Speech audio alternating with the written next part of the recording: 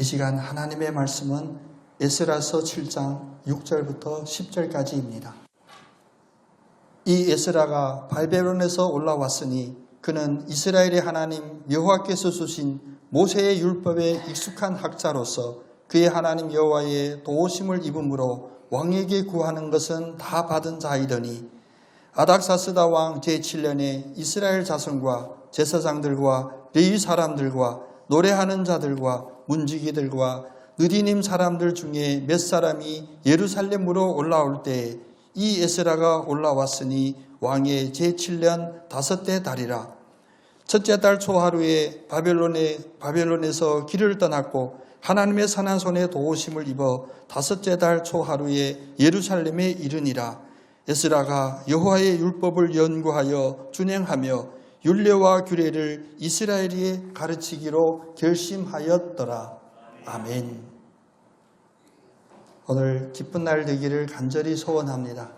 내가 원해서 기쁜 날 되는 것이 아니라 주님이 기쁨을 주실 때 온전히 기쁨이 되는 줄 믿습니다. 우리 옆 사람 축복하면서 인사하겠습니다. 주 안에서 복된 추석 명절 되십시오. 지난 주부터 벌써 추석 명절 막 이런 이미지 카드들이 막 날라오더라고요. 좀 이런 거 아닌가. 우리가 이 세상을 살면서 모든 사람이 다 행복을 추구합니다. 행복하기를 원합니다. 분명히 모든 사람이 다 원합니다.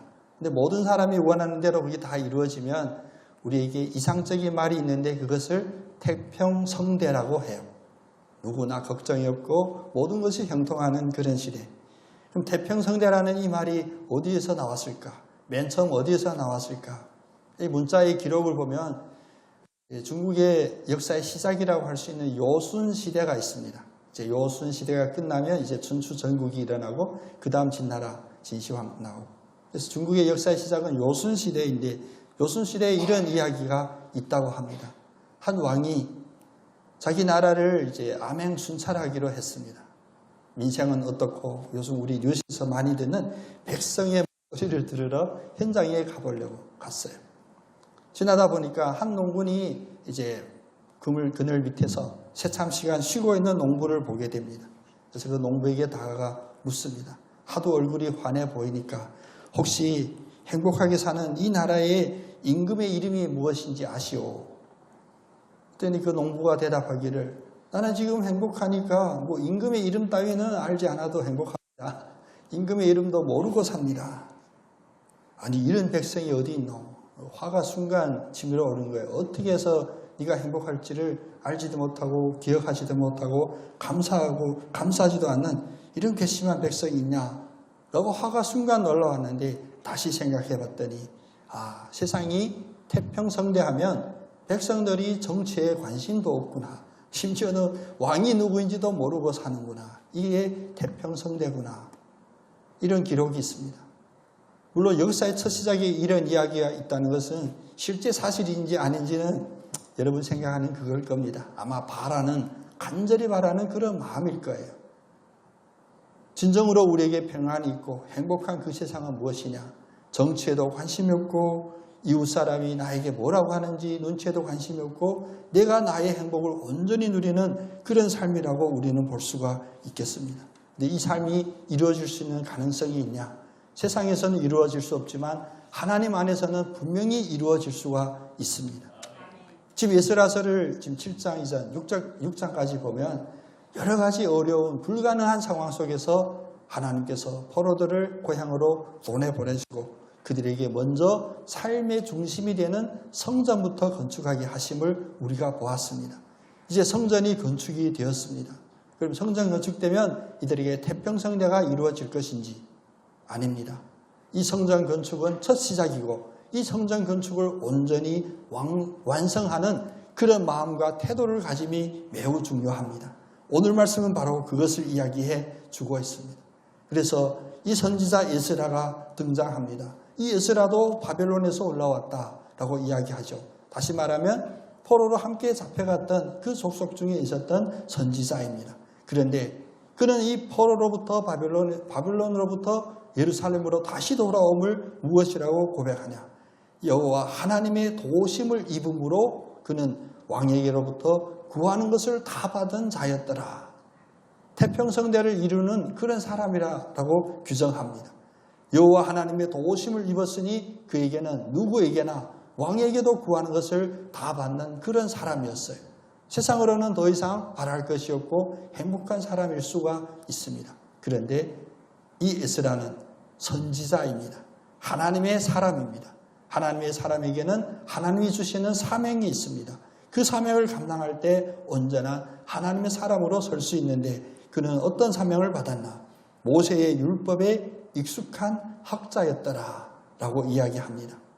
오늘 이 이야기 첫 시작에서 오늘 이 본문 말씀을 통하여 주님이 주시고자 하는 아름다운 메시지가 포함되어 있을 텐데 그 메시지를 온전히 따라가며 그 메시지로 말미암아 오늘 내 공로는 전혀 없음에도 불구하고 하나님이 주셔서 찾아온 이 추석 명절에 또 이 나라와 이 민족에게 태평성대가 이루어지기를 간절히 원하는 우리의 소원 속에 하나님이 주시는 강력한 메시지로 기억되기를 원합니다. 모든 것이 환경이 다 갖추어졌을지라도 성전이 건축되었을지라도 이 성전이 온전히 완성되게 하시는 하나님의 그 힘은 무엇인지를 온전히 바라보기를 원합니다. 그게 바로 10절에 있습니다.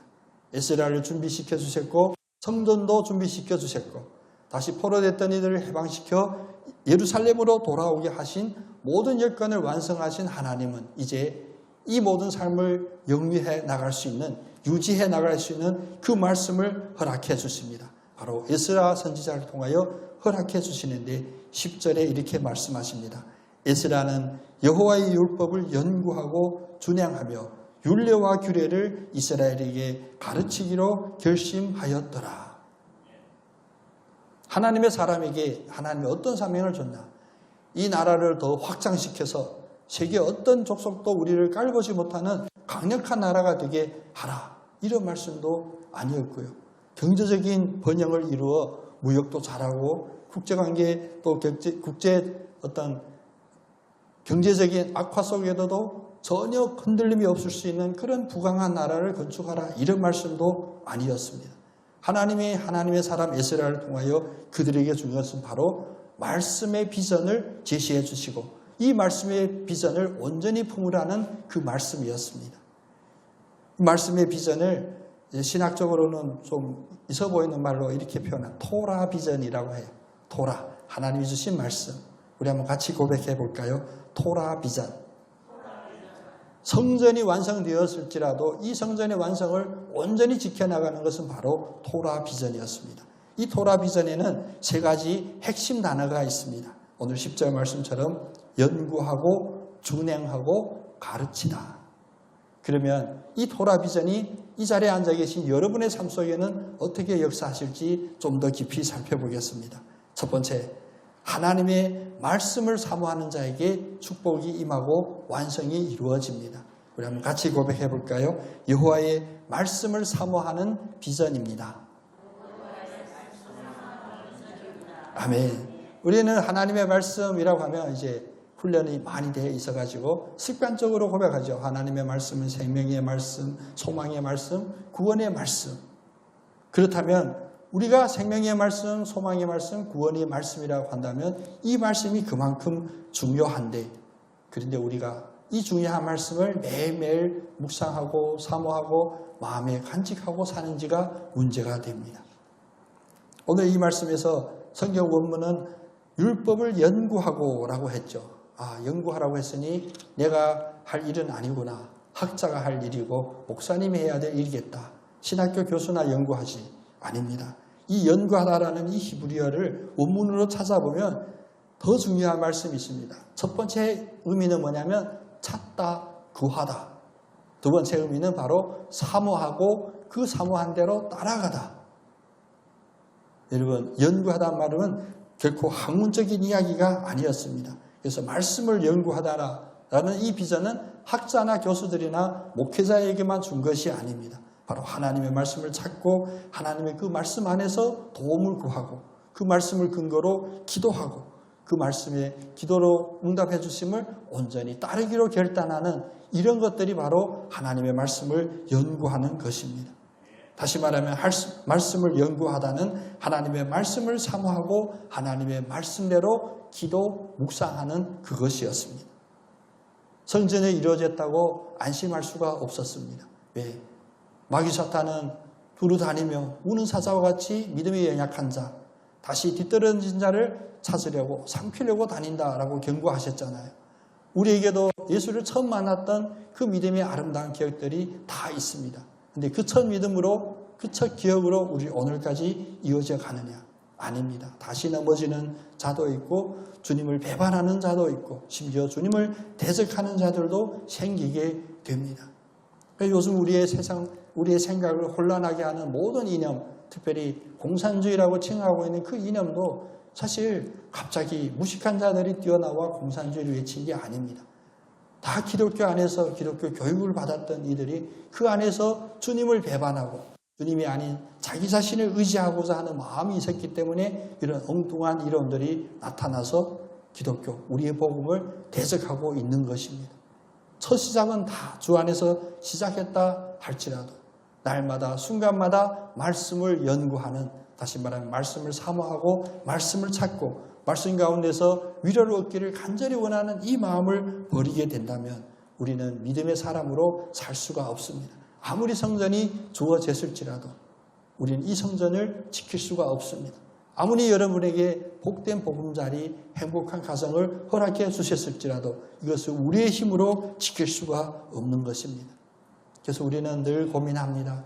내가 예수 믿고 나름 예수 열심히 믿었는데 왜 내 삶에는 이런 풍랑과 같은 어려움들이 계속 이어지나? 삶이 풍랑 같다라고 하는 그 현실 속에서 오히려 하나님의 말씀을 믿음으로 찬송하는 그 고백이 바로 시편 119편에 있습니다. 시편 119편은 좀 긴 고백시이지만 그 안의 핵심은 무엇이냐? 모든 것이 다 하나님의 말씀에 대한 찬송이고 하나님의 말씀에 대한 의지를 고백합니다. 제가 여러분을 대신하여 시편 119편에서 다음과 같은 몇 가지 요절들을 뽑아왔습니다. 73절은 이렇게 이야기합니다. 주의 손이 나를 만들고 세우셨사오니 내가 깨달아 주의 계명들을 배우게 하소서. 주님이 나를 만드셨다라고 하면 그 다음으로 바로 이어지는 고백이 무엇이냐면 내가 주님의 말씀을 깨닫고 주님의 말씀을 배우게 하시옵소서. 이 고백을 드리는 거예요. 우리가 은혜를 받았으면 바로 내가 로또 사도 1등 당첨이 되고 사업에 손만 대면 형통하는 그런 순서들이 아닙니다.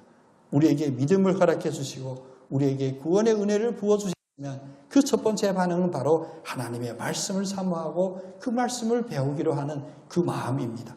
또 103절에는 말합니다. 주의 말씀이 맛이 내게 어찌 그리 단지요 내 입에 꿀보다 더 다니이다. 주님의 말씀이 꿀보다 더 달다라는 이 표현, 그 말씀이 나에게 실질적으로 도움이 되고 나의 삶의 행복의 근거가 되기 때문에 꿀보다 더 달다고 합니다. 또 105절은 고백합니다. 주의 말씀은 내 발의 등이요 내 길의 빛이리이다. 오늘도 선택장애 속에서 힘들어하는 분들 계십니까? 심지어 우리는 간단하게 짜장면이나 짬뽕이나 해도 선택의 고민에 빠지는데 모든 우리의 선택에 있어서 우리의 인생의 길이 있어서 주님의 말씀이 내 발의 등불이요 내 길을 비추는 빛이라는 이 고백이 여러분의 고백이 되기를 원합니다. 더 중요하기는 116절은 이렇게 고백합니다. 주의 말씀대로 나를 붙들어 살게 하시고 내 소망이 부끄럽지 않게 하소서. 다시 한번 읽어드립니다. 116절 주의 말씀대로 나를 붙들어 살게 하시고 내 소망이 부끄럽지 않게 하소서.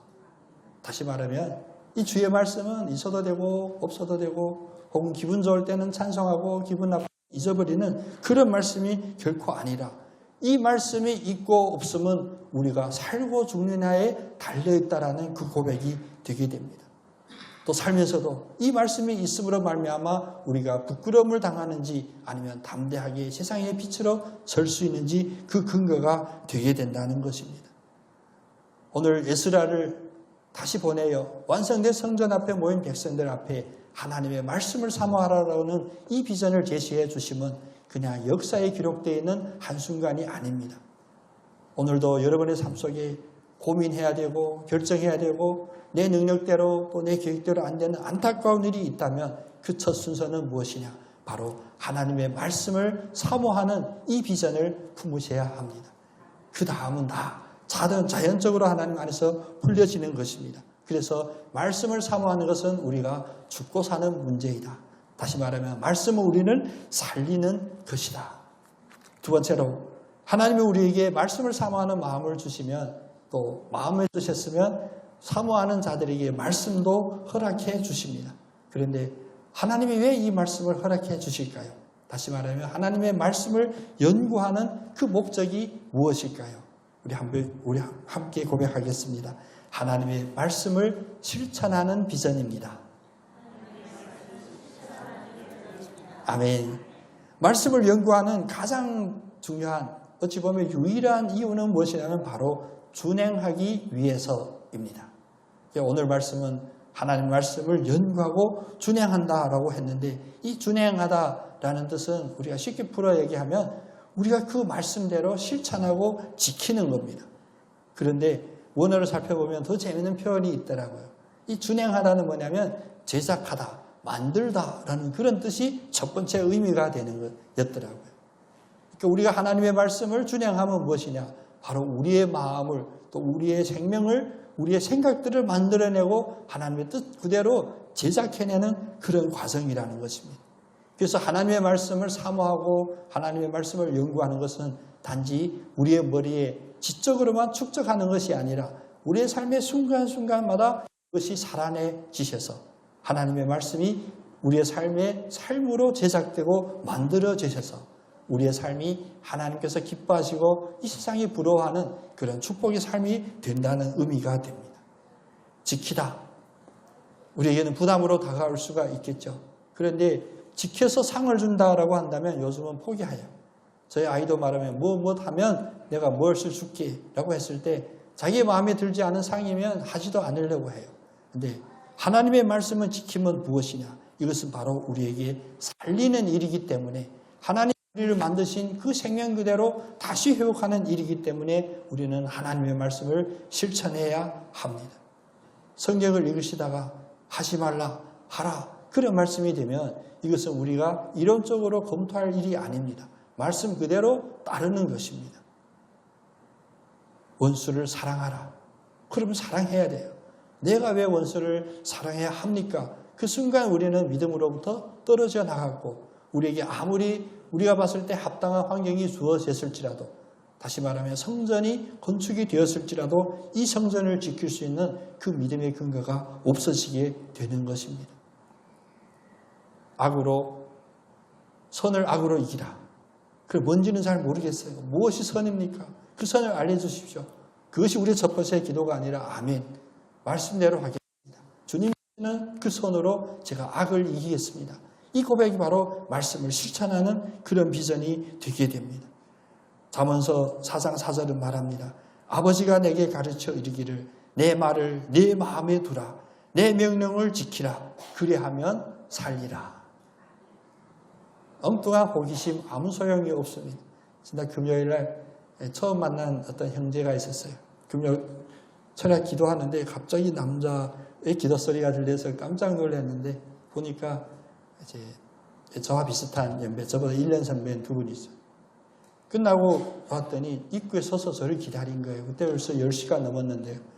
그래서 이런저런 신앙의 이야기들을 하고 있는데 그리고 1시간 넘게 이야기하고 결론은 무엇이었냐. 너무나 감사했어요.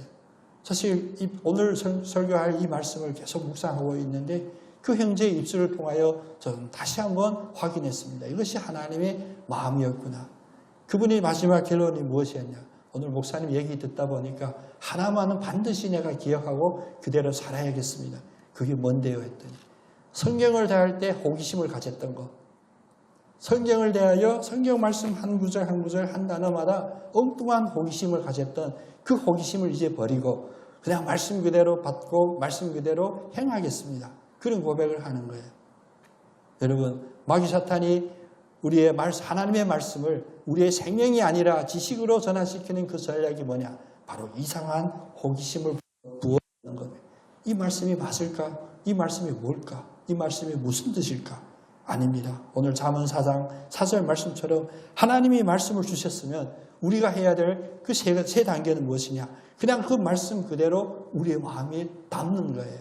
말씀 그대로 아멘 하는 거예요. 그리고 그 명령을 지키기로 행하는 겁니다. 물론 우리는 하나님의 말씀을 모두 할 수 있는 능력도 없고 그런 믿음도 없어요. 그러나 하나님께 내가 행하겠습니다라는 이 믿음의 고백 하나만 하나님께 드리면 하나님이 행할 수 있게 해주십니다.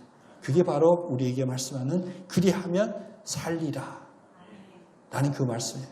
여러분 살고 싶으시죠? 추석날 이게 너무 험악한 이야기해서 죄송합니다만 죽을래 살래. 살고자 하는 자는 무엇이냐? 다른 방법이 아니었습니다. 성경 지식을 만회하여 박사학위 그것이 아니라 그냥 말씀 그대로 내 마음에 두고 그 말씀을 지키겠습니다라는 그 고백으로 나갈 때 우리는 분명히 살아납니다. 하나님의 말씀을 실천하고자 하는 그 비전을 늘 잊지 마시고 바라보시기를 원합니다. 세 번째는 성전을 허락해 주시고 그 성전을 온전히 지킬 수 있도록 말씀을 사모하는 마음을 주시고 그 말씀을 실천하고자 하는 결단을 주셨으면 하나님의 우리에게 부어주시는 그 세 번째 비전은 무엇이냐면 바로 하나님의 말씀을 선포하는 비전입니다. 우리 함께 믿음으로 또 결단하는 마음으로 고백하겠습니다. 하나님의 말씀을 선포하는 비전입니다. 아멘. 우리의 기독교 역사를 보면 가끔 참 착한 기독교인들도 있었어요. 그래서 말씀을 연구하라 해서 히브리어, 헬라어 배워가지고 말씀을 연구해요. 어디 가서 세상이 나를 전혀 방해하지 않는 그런 데 가서 연구해요. 하나님께만 집중하겠습니다. 그래서 초창기는 사막으로 나갔고요. 또 사막에 나갔더니 그것도 뭔가 안 되는 것 같아. 그래서 사막에 큰 나무 기둥을 박아요. 그리고 그 기둥 위에 올라가요. 원숭이도 아니고 죄송합니다. 이렇게 너무 선배님들한테 불경스러워 얘기했는데 그래서 사막에 큰 나무 기둥을 세우고 나무 기둥 위에 앉으셔서 성경만 읽고 하나님께 기도만 해요. 그래서 우리는 사막의 교부들 그래서 성자들이라고 높이 칭찬합니다. 근데 저도 사실 엉뚱한 호기심이 많거든요. 물론 지금 성경에 대한 호기심뿐만 아니라 세상에도 호기심인데 그 성자의 이야기를 들으며 다들 칭찬하고 참 부럽다라고 하는데 제 머리에 스치고 지나가는 호기심은 그러면 그 신진대사는 어떻게 처리할까? 높은 곳에 말뚝 위에 있으니 옷도 다 안 입고 벌거벗은 채 글쎄 먹는 건 괜찮은데 먹고 난 후에 그 배출하는 것은 어떻게 했을까? 이런 호기심이 나오더라고요. 여러분 표정이 너무나 근엄해서 엄청 웃기는 이야기인데 그것이 나중에는 깨달았어요. 하나님의 말씀을 주는 건 하나님의 은혜입니다. 말씀대로 살고자 하는 실천하고자 하는 그 마음도 하나님이 주셨는데 매우 복된 마음입니다. 그런데 무엇을 깨달았냐? 너무나 이기적인 자기의 믿음을 바라보게 된 거예요. 나만 살려고 나만 하나님께 이쁨 받으려고 그래서 가정도 버리고 부모도 버리고 산으로 들어가 수도원에 들어가고 그래서 루터가 그 수도원에서 튀어나옵니다. 그 이유는 어디에 있냐? 나만 구원받게 하는 하나님의 뜻이 아니라 나에게 말씀을 연구하게 하시고 사모하게 하시고 그 말씀을 실천하게 하셨으면 그 실천은 어디에서 이루어지냐? 바로 이 세상 더럽고 치사하고 다시는 돌아보고 싶지 않은 이 세상 속에서 이 하나님의 말씀이 선포되고 실천되어야 됐기 때문입니다. 그래서 루터는 원래 수도원의 수도사였거든요. 루터가 다시 돌아와서 종교개혁을 하는데 종교개혁 중에 가장 큰 성과가 무엇이었냐? 학술적인 표현이 아닙니다. 제가 또다시 그 엉뚱한 호기심으로 평가하면 루터의 가장 큰 성취는 무엇이었냐면 다시 세상으로 돌아오셔서 신부들을 결혼시키고 수녀들을 시집 보낸 거예요. 이것도 역시 엄청 웃기는데 안 웃으세요. 그래서 루터가 그 자기 교회죠. 가톨릭 교회의 수녀들을 하나하나 이렇게 소개해줘서 시집 보냈어요. 근데 마지막 수녀 한 명이 남았어요. 왜 한 명이 남았나? 얼굴이 너무 그랬어. 그래서 짝을 못 만나. 그래서 루터가 하나님 제가 책임지겠습니다 하고 그 수녀와 결혼했다니까요. 이쯤 하면 웃어야 되는데 더 심각한 얘기해요. 웃으실래요? 추석 명절 분위기 그래서 수녀와 결혼했으니 수도사가 수녀와 결혼했으니 유럽 전체가 얼마나 집중해 보겠습니까? 왜? 그 전에 그들을 믿기를, 교황이 이야기하기를 수도사나 수녀가 이 음란한 행위, 특히 남녀의 육적인 접촉을 하면 하나님의 징벌을 받을 것이다. 근데 어떤 수도사나 수녀들이 또 어떤 그런, 이건 뭐 생물학적이죠. 그러면 아이가 임신하고 태어날 때도 있거든요. 그러면 그건 분명히 마귀 사탄의 자식일 것이다. 그런데 이제 루터의 사모님 이제 배가 불러온 거예요. 임신한 거예요. 그래서 전 유럽이 루터 사모님의 그 배에 집중해봐. 어떤 아기가 태어날까? 분명히 마귀 새끼가 태어날 거다. 근데 건장한 아들을 낳았다. 그래서 루터의 종교 계획은 설명이 없이 승리했다라는 이런 야사가 있습니다. 가장 중요한 것은 뭐냐면 우리도 마찬가지입니다. 우리가 말씀을 나 혼자 받고 내 혼자 준행하겠다면 그 말씀을 어디 가서 준행할 건데? 그래요. 원수를 사랑하는 것 너무 어렵습니다. 그래서 원수가 없는 사막에 가 있고 사람이 없는 산속에 들어가 있으면 원수를 사랑함을 제가 준행했습니다. 왜? 원수가 안 보였습니까? 원수가 존재하지 않으니까. 하나님은 그런 말씀들이 아니었습니다. 하나님께서 한 사람 에스라를 통하여 성전이 완성되고 포로돼서 해방되고 자기 땅으로 돌아와 기쁨으로 가득 차 있을 그들에게, 물론 나중에 우리 성경 역사에서도 교회 역사에서도 우리가 보았지만 그들이 다시 타락하고 성전을 다시 빼앗기고 믿음으로부터 떨어져 나가는, 그래서 이 세상의 포로가 되고 노예가 되는 걸 우리가 보았습니다만 그 첫 시작에 하나님은 분명히 말씀을, 비전을 허락해 주시고 이 말씀을 세상에 선포하라는 그 비전을 주셨던 겁니다. 그래서 주님께서도 이 땅의 생애, 모든 생애의 사역을 마치시고 마지막 승천하기 전에 제자들에게 부탁했던 그 말씀이 바로 뭡니까? 마태복음 28장에 그 지상명령이라고 하는 거죠. 너희들이 내가 분부한 그 모든 것을 가르쳐 세상 끝날까지 너희와 함께 하리라. 우리에게도 참담한 역사들이 있었습니다. 먼 고대는 제쳐놓고 우리 근대에 와도, 특별히 우리 일제의 치하에 30여 년 동안 식민지로 살았던 암담한 역사가 있죠. 아직도 무슨 생각인지 모르지만 그때는 나의 국적은 대한민국이 아니다라는 그런 사람들도 가끔 있습니다만 그 정도로 우리에게 준 정신적이고 우리의 정체성에 준 피해가 큰 겁니다. 그런데 오늘날 2024년 우리 대한민국, 오늘 추석을 만난 우리들은 태극기를 개양하고 하나님께서 주신 이 아름다운 행복을 누리고 있는 그 이유는 어디에 있을까요? 우리의 손에 주어진 무기에 있은 것도 아닙니다.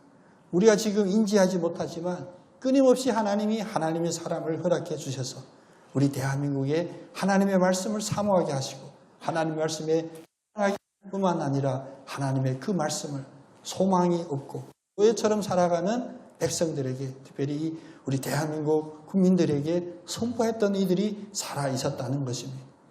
여기서 단적인 예 하나 들면 1926년쯤에 조선 성서연구회라는 모임이 있게 돼요.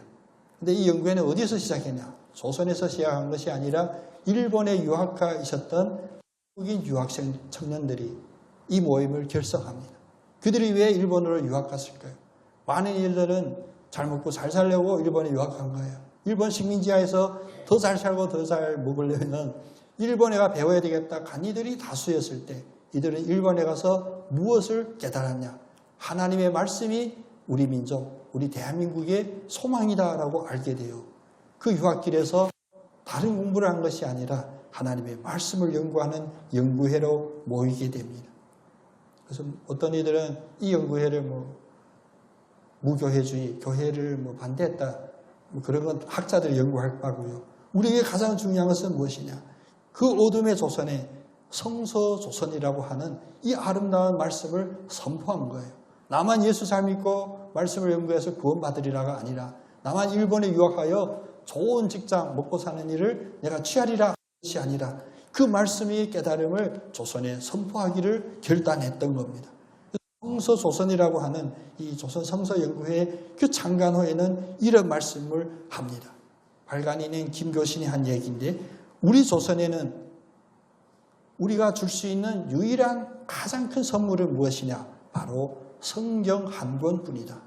지금 식민지의 흑암 속에 있는 이 조선에 줄 수 있는 선물은 딱 하나뿐인데 그것이 바로 성경이라는 것입니다. 그래서 성서 조서는, 다시 말하면 하나님의 말씀인 이 성경은 조선의 혼을 가진 모든 사람에게 전해져야 된다. 그래서 호소합니다. 조선 혼을 가진 사람들아, 성경을 들고 시골로 가라.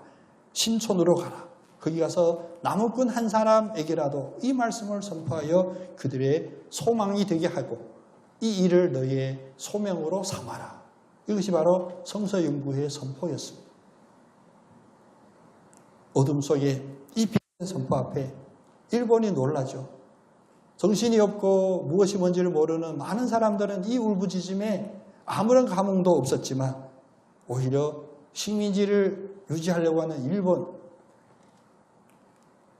그 총독부는 이것이 위해성을 알고 있었던 거예요. 원수는 자기의 약점을 아니까요. 그래서 결국 나중에 폐간되고 김 교수를 비롯한 그 편집인 13인이 옥고를 치러요. 그런다.